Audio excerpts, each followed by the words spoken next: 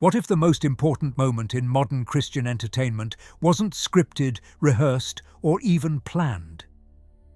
In 2024, during a fan encounter in Southern California, Jonathan Roumie experienced something that would forever change how he approached his role as Jesus in The Chosen. Can an actor truly separate themselves from a character who represents the divine? What happens when millions of people begin to see you not as a performer, but as a direct connection to their deepest spiritual hopes? The answer reveals the impossible burden that comes with portraying humanity's ultimate role model, and the heartbreaking reality that no human being can fulfill the expectations placed upon the Son of God. The moment that would define Roumie's understanding of this burden occurred after speaking at Pastor Greg Laurie's evangelical conference. Security approached him about a woman waiting outside with her son in a wheelchair. The young man suffered from cerebral palsy, unable to speak or move from the neck down. His mother's eyes held a mixture of faith and desperate hope as she explained that their favorite scene from The Chosen was when Jesus healed the paralyzed man in Season 1. If you enjoy content that helps you grow spiritually, don't forget to like this video, subscribe to our channel, and join our community for more inspiration. Let's get started. "That's our favorite scene," she told Roumie with trembling voice. "We came here wanting to hear you speak, and I just thought to myself, wouldn't it be great if God healed my son?" The silence that followed felt eternal. Roumie found himself staring into the face of expectation that no mortal could satisfy. The woman wasn't asking directly, but her eyes carried the weight of years of prayer and the faintest glimmer of possibility that maybe, somehow, the man who portrayed Jesus might carry even a fraction of his power. "Yeah, that would be amazing," Roumie managed to respond. "I don't have that gift, but I'd be happy to pray with you if that's okay." They prayed together, the woman and her son departing with gracious spirits and grateful hearts. But as Roumie walked away, the full weight of what had just occurred crashed down upon him like a tidal wave. He burst into tears, overwhelmed by the realization that somewhere in that mother's heart, despite her understanding that he was just an actor, lived a thread of hope that he might possess something divine. "I can't live up to that," he later confessed. "I couldn't live up to it." As 2 Corinthians 4:7 reminds us, we have this treasure in jars of clay to show that this all-surpassing power is from God and not from us. In that moment, Roumie understood that carrying the image of Christ meant bearing expectations that only Christ himself could fulfill. This important encounter with human expectation became the catalyst for what Roumie would later describe as the most intensive spiritual preparation of his entire career. As Season 5 of The Chosen approached, focusing on Holy Week's most sacred moments, Roumie realized that portraying Jesus during his final earthly hours would require a depth of spiritual fortitude he had never before accessed. For those who find themselves wrestling with their own spiritual battles, seeking true meaning in moments of crisis, there exists a powerful source of understanding. When faith feels distant and answers seem elusive, divine revelations can illuminate the path forward. This is exactly what The Secret of Jesus' Apparitions offers, a path to clarity and peace through his revelations. This ebook goes into his prophecies and offers insight into what lies ahead. It's available for free in the pinned comment. Grab it now before the edition's gone. The Garden of Gethsemane scene loomed before him like an insurmountable mountain. How could any human actor authentically portray the moment when the Son of God sweat blood in agonizing prayer? The scriptural account in Luke 22:44 describes Jesus in such intense spiritual distress that his sweat was like drops of blood falling to the ground. Roumie spent sleepless nights wrestling with the impossible question: what spiritual and emotional anguish could produce such physical manifestation? For the first time in his portrayal of Christ, Roumie enlisted a personal spiritual director to accompany him throughout the filming process. Father Michael Rodriguez, a Franciscan priest experienced in spiritual direction, became Roumie's constant companion during the most challenging scenes. Their daily routine began at 4:30 a.m. with private mass, followed by 2 hours of contemplative prayer before any cameras rolled.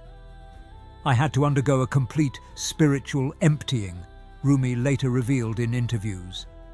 This wasn't about acting technique or emotional preparation.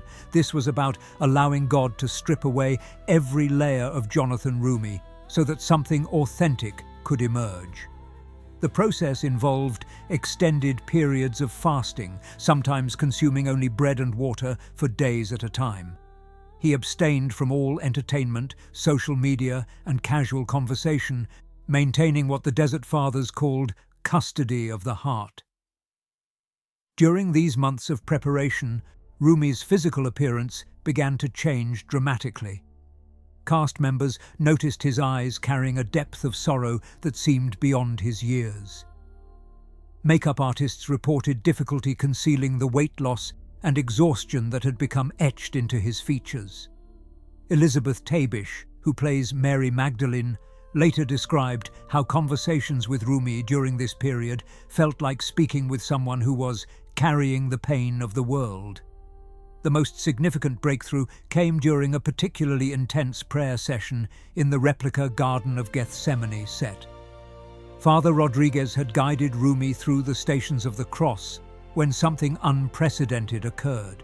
Roumie began experiencing what mystics describe as spiritual desolation, a sense of abandonment that mirrors Christ's cry from the cross. For 45 minutes, he wept uncontrollably, not from emotional manipulation or acting exercises, but from a genuine encounter with the weight of human suffering that Christ had willingly embraced. This preparation period transformed not only Roumie's approach to the role, but his entire relationship with faith. As he would later confess, "I stopped being an actor playing Jesus and became a man desperately trying to follow him." The filming of The Last Supper began on March 15, 2024, in a meticulously constructed upper room that had taken craftsmen 6 months to complete. Every detail reflected first-century authenticity, from the hand-carved olive wood table to the clay vessels that would hold the wine representing Christ's blood. But as the 12 actors took their positions around the table, something shifted in the atmosphere that transcended mere historical recreation. Roumie arrived on set that morning in complete silence, having spent the previous night in prayer at a nearby monastery. Father Rodriguez positioned himself just outside the camera's view, maintaining constant intercession throughout each take. Between every scene, Roumie would drop to his knees behind the table, his lips moving in silent prayer while the crew adjusted lighting and cameras. As Jonathan's spiritual transformation deepened, many seeking similar divine encounters have found guidance in the resource we mentioned earlier.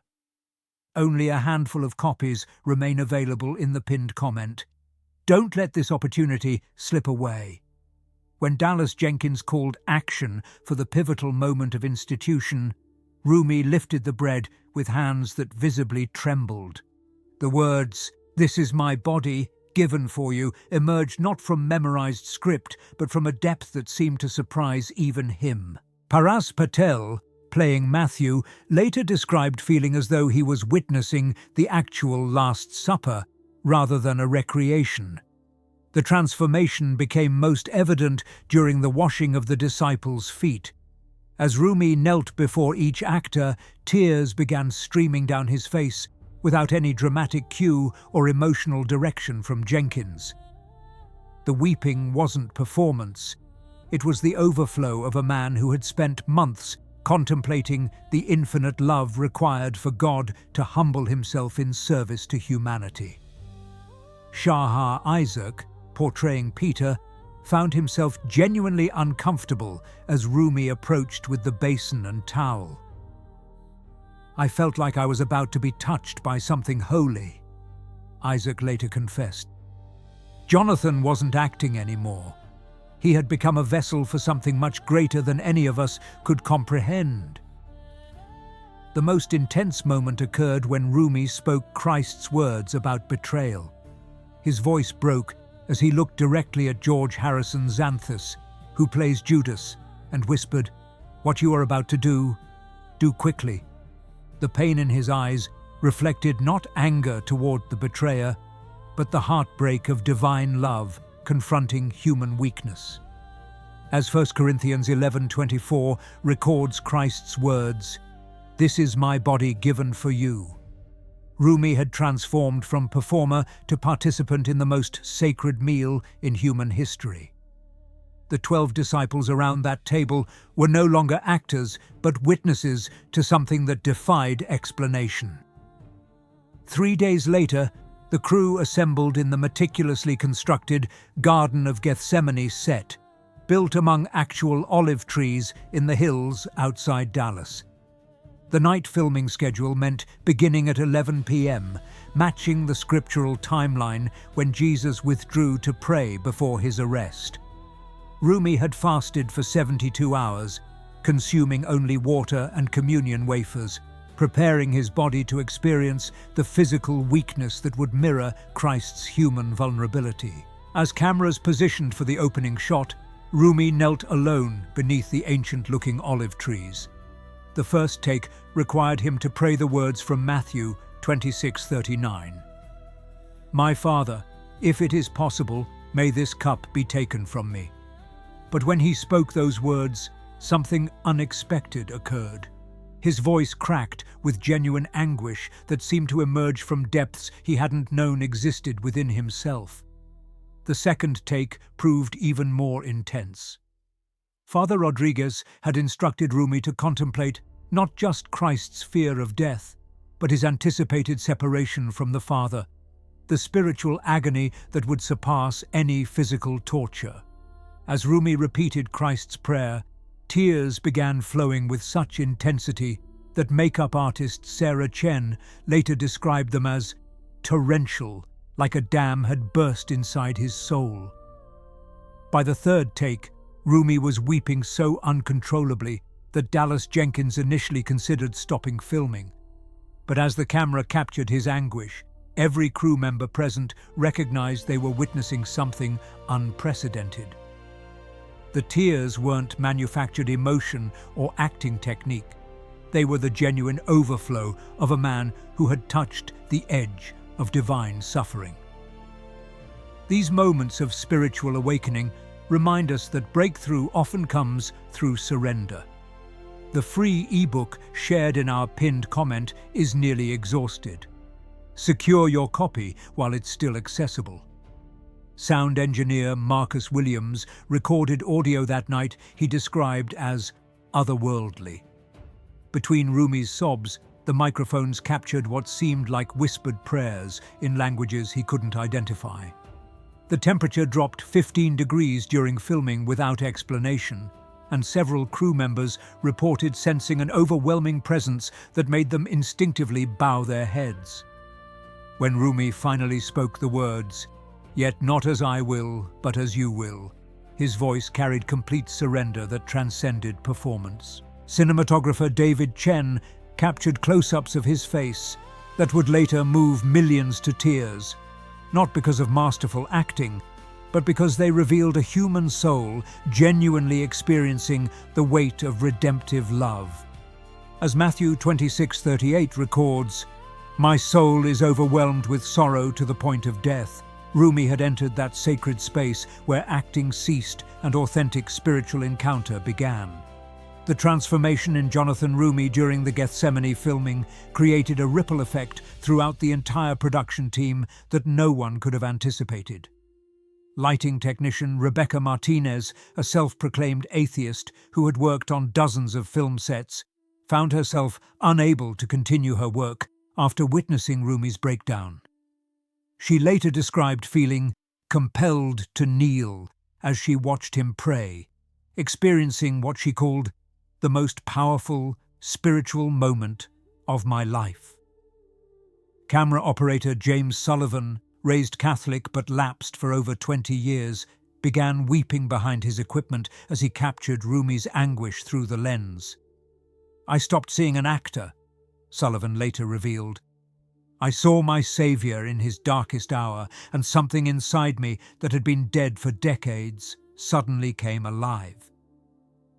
He returned to Mass the following Sunday for the first time since his teenage years.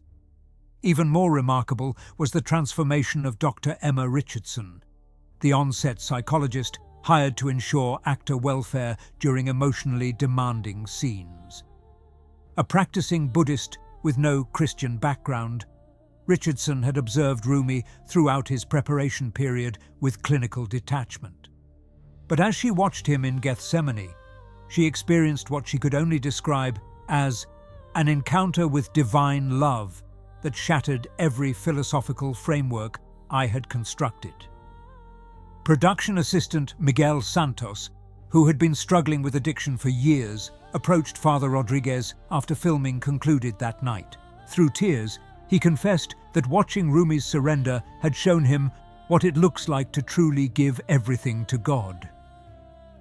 Santos entered rehabilitation 2 days later and has remained sober since. Script supervisor Linda Chen documented 14 separate instances of crew members requiring emotional support during the 3-night Gethsemane filming period. The catering tent became an impromptu prayer space where atheists, agnostics, and believers found themselves in deep conversation about faith, purpose, and the meaning they had witnessed. Most significantly, the 12 actors portraying the disciples reported profound personal changes. George Harrison Xanthus, playing Judas, struggled with guilt so intense that he required counseling to separate his own identity from his character's betrayal. "Watching Jonathan suffer for my character's actions made Judas's betrayal feel personal," he explained. As Acts 2:37 records the crowd's response to Peter's sermon, "When the people heard this, they were cut to the heart." Roumie's authentic portrayal of Christ's agony had pierced through professional detachment to touch souls in ways that would permanently alter their spiritual trajectories. Just as the cast experienced life-changing revelations on set, viewers worldwide continue discovering the same truth. The free ebook we referenced earlier has very limited availability remaining. Claim yours from the pinned comment before it's too late. When the Gethsemane footage premiered worldwide in March 2025, it triggered a global phenomenon that transcended entertainment and entered the realm of spiritual awakening. Within hours of the episode's release, social media platforms flooded with testimonies from viewers who described profound spiritual encounters while watching Roumie's tears flow on screen. Dr. Patricia Williams, a prominent atheist philosophy professor at Oxford University, published an unprecedented article titled "The Moment I Stopped Doubting" after viewing the scene. She described how Roumie's authentic anguish had bypassed every intellectual defense I had constructed against faith, and led to her conversion within 48 hours of watching the episode. In São Paulo, Brazil, Father Carlos Mendoza reported that his parish experienced a 400% increase in confessions following the episode's broadcast. "People are coming forward saying they finally understand what Christ's love truly cost," he explained. "They see Jonathan's tears and realize someone actually suffered that intensely for their redemption."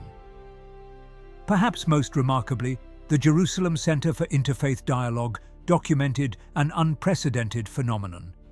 Jewish, Muslim, and Christian scholars began hosting joint discussions about the episode's spiritual impact. Rabbi David Goldstein wrote, "While we maintain different theological perspectives, no one can deny that something sacred was captured in those moments of human anguish." The most stunning transformation occurred in Beijing, where underground Christian churches reported massive growth after the episode circulated despite government restrictions. House Church leader Lee Wei described how Jonathan's tears spoke a universal language that crossed all cultural barriers. International media critic Alessandro Romano, known for his cynical reviews, published what many considered his most vulnerable piece ever. I came to mock another religious production and left questioning everything I thought I knew about divine love. If these insights resonate with you, please like, subscribe, and share your thoughts below. Your super thanks support helps us create more content like this. Join our community and stay connected. The Vatican issued an unprecedented statement acknowledging the episode's spiritual impact, with Cardinal Giuseppe Bertello noting that authentic depictions of Christ's humanity can become genuine instruments of grace. Within 6 months, global church attendance increased by an estimated 23%, with countless testimonies attributing spiritual awakening directly to witnessing Roumie's portrayal of Christ's garden agony.